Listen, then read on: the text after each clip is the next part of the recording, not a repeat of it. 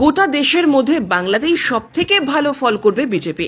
শেষ দফার আগে মমতার উদ্দেশ্যে হুঙ্কার ছুড়ে দিলেন নরেন্দ্র মোদী। একটি সর্বভারতীয় সংবাদ মাধ্যমকে দেওয়া সাক্ষাৎকারে এমনই দাবি প্রধানমন্ত্রীর। মোদীর দাবি, মমতা বাংলার অস্তিত্ব রক্ষার জন্য লড়াই করছে। মমতার শক্ত দুর্গে লোকসভা নির্বাচনে বাংলায় বিজেপির সম্ভাবনা কতটা, সেই প্রশ্নের উত্তরে প্রধানমন্ত্রী সাফ জানালেন, বাংলায় তৃণমূল কংগ্রেস নিজেদের অস্তিত্ব রক্ষার জন্য লড়াই করছে। এরপরই প্রধানমন্ত্রী উদাহরণ টেনে বলেন, গত বিধানসভা নির্বাচনের আগে বাংলায় আমাদের 3 জন বিধায়ক ছিলেন। সেখান থেকে বাংলার মানুষ আমাদের বিধায়ক সংখ্যা 80-র কাছাকাছি নিয়ে গিয়েছেন। গত লোকসভা নির্বাচনে বাংলা থেকে আমরা প্রচুর আসন পেয়েছি। এবার গোটা দেশের মধ্যে বাংলাতেই বিজেপি সব থেকে ভালো ফল করবে। বাংলাতেই বিজেপি সব থেকে বেশি সাফল্য অর্জন করবে। বাংলার নির্বাচন এক পেশে হচ্ছে।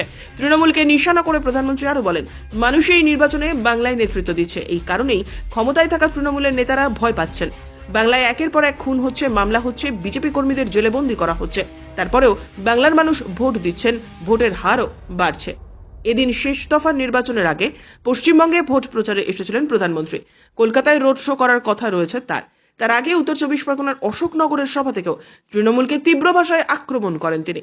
শেষ দফায় উত্তর কলকাতা, বসিরহাট এবং মথুরাপুর লোকসভা বিজেপির মূল টার্গেট। তার আগে কর্মীদের চাঙ্গা করতেই কি এই দাওয়াই মোদীর? প্রশ্ন রাজনৈতিক মহলের। ব্যুরো রিপোর্ট, উত্তরের প্রহরী।